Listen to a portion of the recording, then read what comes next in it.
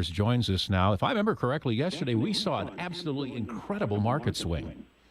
It really was, Doug. Yesterday, the Dow ended up 231 points and closed at 24,264. And that was a great finish after a terrible start. We were off over 500 points in the morning, but two White House economic officials came out and stressed all the potential trade war talk. It's just talk right now, and both sides are trying to negotiate a better deal. Boeing and Caterpillar were still down, but Apple and other technology companies were higher.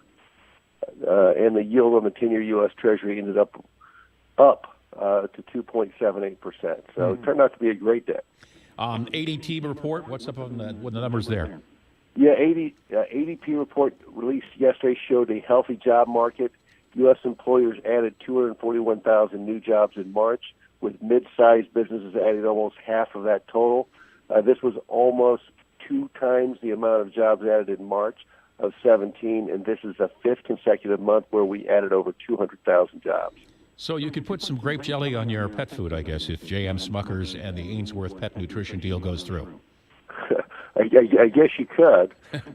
James Smuckers is buying Ainsworth Pet Nutrition for $1.9 billion. Now, Smuckers already owns other pet food brands like Kibble and Bits and Meow Mix, but Ainsworth owns Nutrish, Rachel Ray's pet food company.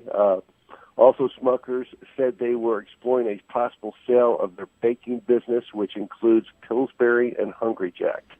So, gosh, these mergers and acquisitions. If you start, if you look at company names, like the other day we bought these small baguettes to have with spaghetti, and they are manufactured by a company called Labre, which actually started in California. It was a woman out there who started them. And then they got larger, and they built a company in California, and they got one in New Jersey to provide bread across the country. But they're actually owned now by, and I forget the name of it, but it's an international concern. They are like the world's largest manufacturer of bread and pastry products, which just is amazing to me. And you don't even know that's who owns them, but it's just interesting to see some of these companies and what they own. Oh, I know. It is pretty fascinating, and you don't know who, in fact, ends up owning those companies, that could be, very common companies, that you hear about their names every day, but they're owned by somebody else. It might even be a foreign company sometimes. Yeah. LinkedIn and Workforce have released a new report. What are they saying? Right. LinkedIn and Workforce released a new report on hiring in the U.S. this morning. The information comes from 146 million member profiles and 20,000 company profiles. The report showed hiring in the first quarter of this year was better than the last half of 2017. The biggest increases in new jobs were in finance, insurance, transportation, and manufacturing. We get the big employment report tomorrow, and all signs are pointing to a great report. Very good. Scott, how about the market for today? That should be interesting to see where the numbers go.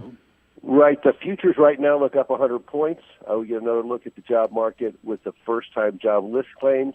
But we are all waiting for the big report tomorrow, and most analysts expect the economy added over 200,000 jobs. Scott, thanks very much. Have a great day. Hey, thanks, Doug. Scott Crothers with our morning update, our business update.